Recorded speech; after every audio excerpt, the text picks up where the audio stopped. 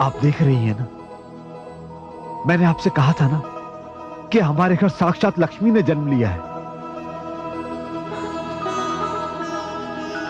हे माते, हम पर कृपा दृष्टि रखना। पिताश्री, माताश्री,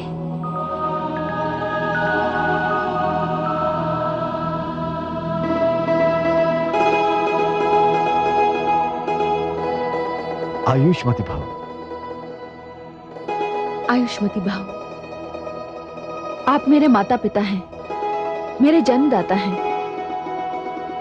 मेरे साथ ये जो कुछ भी हुआ, इसका रहस्य तो मैं भी नहीं जानती। पुत्री, तुमने बाल्यकाल से युवा काल की अवस्था कुछ ही पलों में तय कर ली। तुम्हारे साथ तो कितना बड़ा चमत्कार हुआ है। मेरा तो हृदय कांप रहा है। अब इसमें तो मेरा कोई दोष नहीं, फिर आप मुझसे भयभीत क्यों हैं? माता यदि संतान से भयभीत होगी तो संतान कहां जाएगी?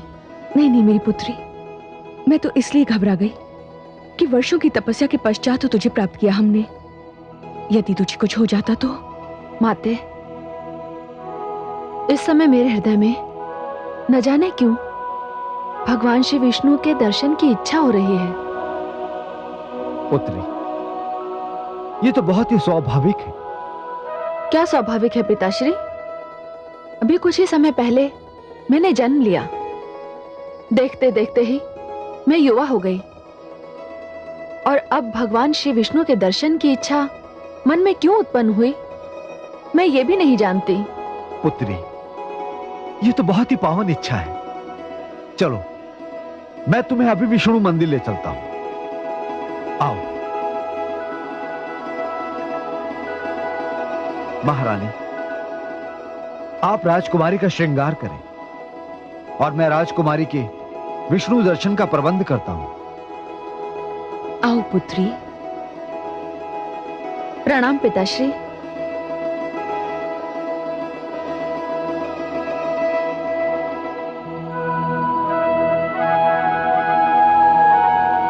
आप तो स्वयं माता लक्ष्मी हैं,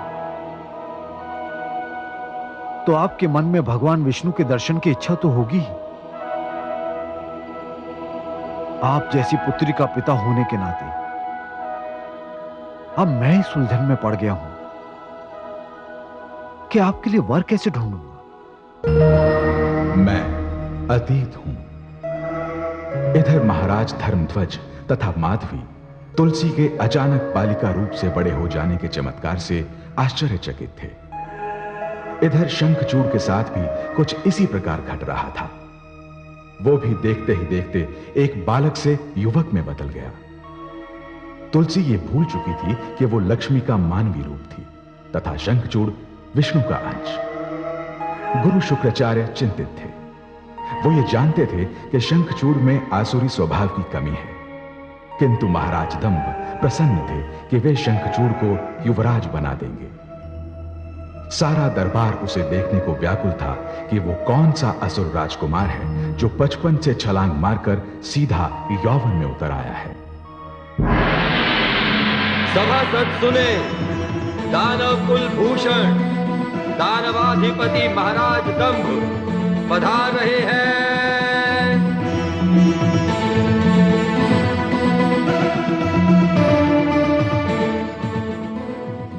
आप सब अपना अपना स्थान ग्रहण कीजिए।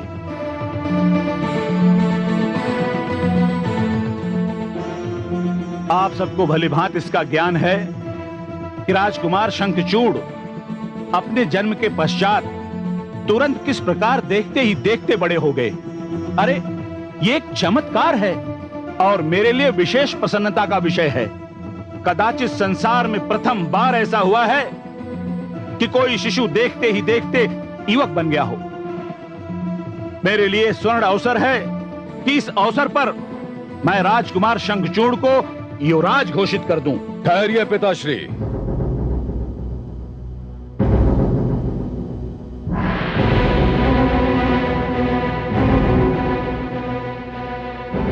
ठहरिए। राजकुमार शंखचूड़ की राजकुमार शंखचूड़ की राजकुमार शंखचूड़ की राजकुमार शंखचूड़ की राजकुमार शंखचूड़ की राजकुमार शंखचूड़ की राजकुमार शंखचूड़ की राजकुमार शंखचूड़ की राजकुमार शंखचूड़ की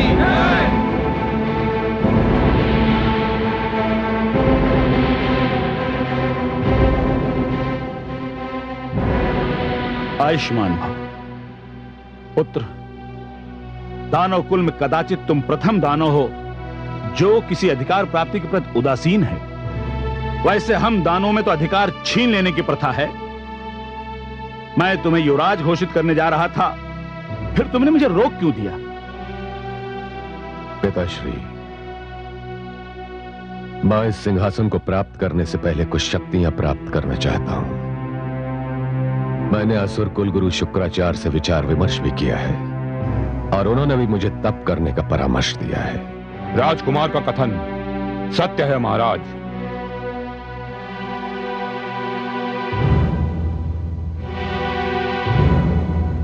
प्रणाम गुरुदेव। आयुष्मान भव। कुलगुरु, मैं अपने पुत्र के सिर पर शीघ्रातिशीघ्र राज मुकुट देखना चाहता हूं और आप उसे संन्यास का मार्ग दिखा रहे हैं। हां दानवराज दंभ, मैं आपका कुलगुरु हूं, किंतु ज्योतिष संहिता के जनक महान आचार्य भृगु का पुत्र भी हूं। यदि आपने तप करने से पहले राजकुमार शंखचूड़ को सिंहासन सौंप दिया तो मुझे खेद है कि आपको क्या कुलगुरु? आगे कहिए ना कुलगुरु। आपको राजकुमार की मृत्यु का शोक सहना पड़ेगा। नहीं गुरुदेव। हां दानवराज, यदि आपको अपने कुलगुरु पर विश्वास है तो मैं राजकुमार शंखचूड़ को जो मार्ग दिखाना चाहता हूं उस मार्ग पर आप उसे चलने दीजिए। पिताश्री, मैंने दानव कुल में जन्म लिया है। मैं दानवों की कीर्ति पताका आकाश में लहराती हुई देखना चाहता हूं। कुछ ऐसा करना चाहता हूं जिस पर आप गर्व कर सकें। ये सब तो ठीक है पुत्र, किंतु महाराज, अब किंतु और परंतु का समय नहीं है। यह निर्णय की घड़ी है। राजकुमार को इसी मुहूर्त में तप के लिए जाना चाहिए। पिताश्री, मैं माताश्री की अनुमति ले आया हूं। केवल आपकी अनुमति पाना शेष है। पुत्र, ऐसी परिस्थिति में मेरे समक्ष तुम्हें अनुमति देने के अतिरिक्त और कोई मार्ग नहीं है।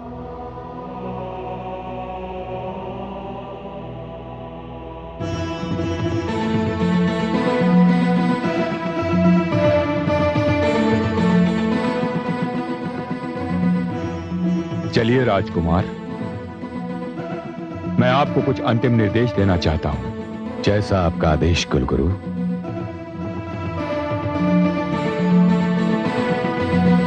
राजकुमार शंखचूड़ की गुरुदेव शुक्राचार्य की राजकुमार शंखचूड़ की गुरुदेव शुक्राचार्य की राजकुमार शंखचूड़ की गुरुदेव शुक्राचार्य की राजकुमार शंखचूड़ की गुरुदेव शुक्राचार्य की।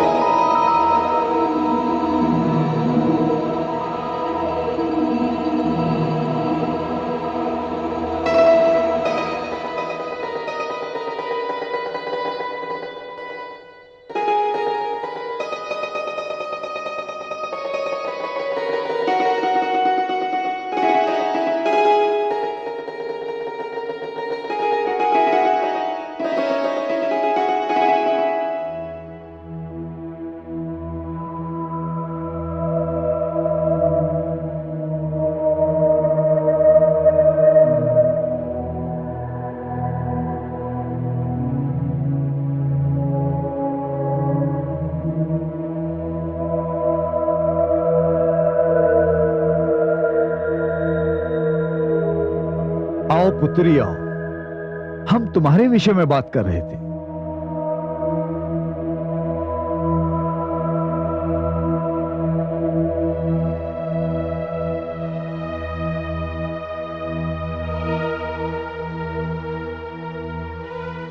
क्या बात है, आज हमारी पुत्री चिंतामग्न है? नहीं पिताश्री, मैं तो विचार मग्न हूं। हाँ, मैं आप दोनों को अवश्य ही चिंतामग्न करने आई हूं। क्या बात है पुत्री? मेरे मन में नारायण को ढूंढने की, उन्हें पाने की इच्छा घर करती जा रही है। मैं ये राजसुख त्याग कर हिमालय पर तपस्या करने जाना चाहती हूँ। ये तूने क्या कह दिया पुत्री? तुम्हें हमारे यहाँ कौन सा कष्ट है जिसके निवारण के लिए तुम नारायण का तप करने जाना चाहती हो? माताश्री, मुझे यहाँ कोई कष्ट नहीं, और आप जैसे माता पिता तो संसार में विरलों को ही प्राप्त होते हैं, परंतु जन्म लेते ही न जाने मुझे श्री नारायण को पाने की इच्छा क्यों हुई। मुझे उनके दर्शन के बिना कुछ भी अच्छा नहीं लगता। यदि आपने मुझे तप के लिए जाने की अनुमति नहीं दी तो ये समझ लीजिए कि मुझे इस महल में दुख के अतिरिक्त और कुछ नहीं मिलेगा। जीवन मेरे लिए बोझ बन जाएगा। पुत्री, रुकिए महारानी, आप नहीं जानती, किंतु मैं पुत्री तुलसी की इच्छा से परिचित हूं। श्री नारायण की प्राप्ति की इनकी इच्छा अत्यंत स्वाभाविक है। पुत्री, कन्या होकर अकेले हिमालय पर तप कर पाओगी? एक बार फिर सोच लो। सोच लिया पिताश्री। मैं कन्या हूं तो क्या, उसी हिमालय पर भगवती पार्वती ने भगवान शिव के लिए ऐसी कठोर तपस्या की है कि उनका नाम ही उमा पड़ गया। पुत्री, हम तुम्हारी इच्छा शक्ति के आगे सिर झुकाते हैं। हम जानते हैं तुम क्या हो, तुम्हारे भीतर क्या क्या शक्तियां हैं। पुत्री, हम तुम्हें श्री नारायण की तपस्या करने की अनुमति देते हैं। पिताश्री, पिताश्री। पुत्री,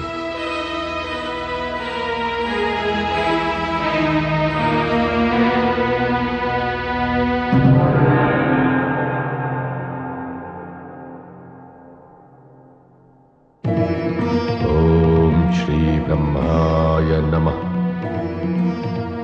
ओम श्री ब्रह्मदेवाय नमः। ओम आदि प्रजापते नमः।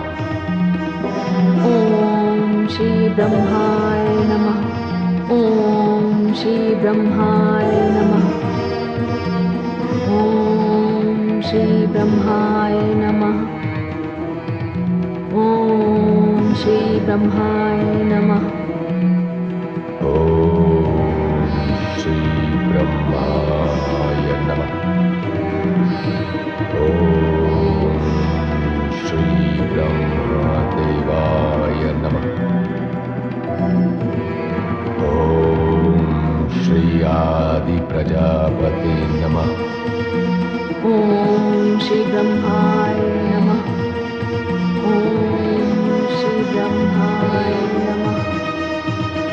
ओम श्री ब्रह्माय नमः। नारायण नारायण।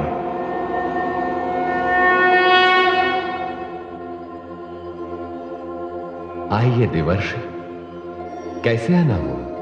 हे प्रभु, एक जिज्ञासा, एक उत्कंठा मुझे आपके पास खींच लाई है।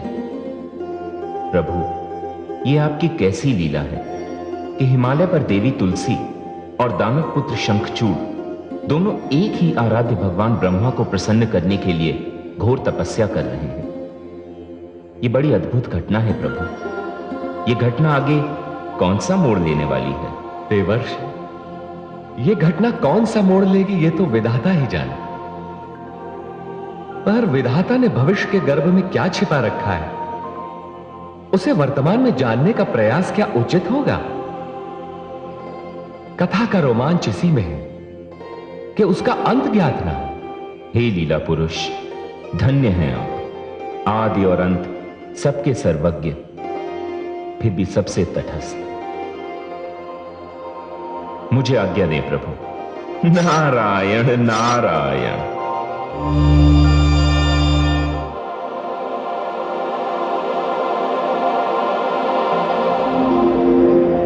ओम श्री ब्रह्माय नमः।